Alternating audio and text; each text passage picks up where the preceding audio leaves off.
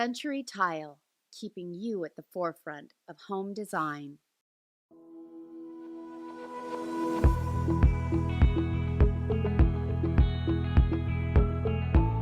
Hi, I'm Suzanne Wynn, and I'm here today to show you how to have a functional, fun family room.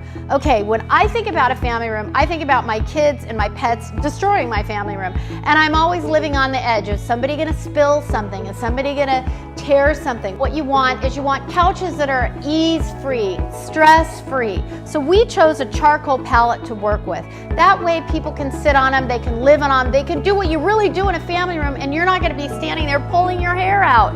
After that, you've got to spark it up a little bit. Because of using that charcoal palette, it's a little dark.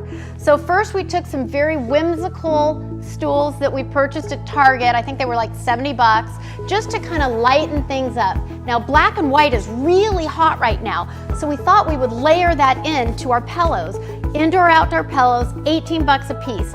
Then took a tragic lavender whatever pillow, turned it around, and now we've just got a really nice basic palette working. From that point, you want to start spicing it up a little bit. Take a little punch of lime green, that's all it needs.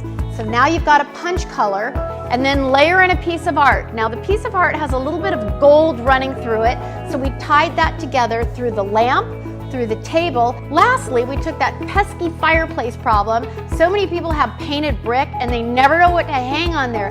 Hey, guess what? You don't need to hang anything. Just take a couple of clear frames, took black and white photos with a matte gold around it. It ties to the lamp, to the base, to the piece of art, and voila, you have got this whole fabulous family room put together. It's kid-friendly, it's pet-friendly, and it is functionally fun. I'm Suzanne Wynn, and this is a fabulous family room.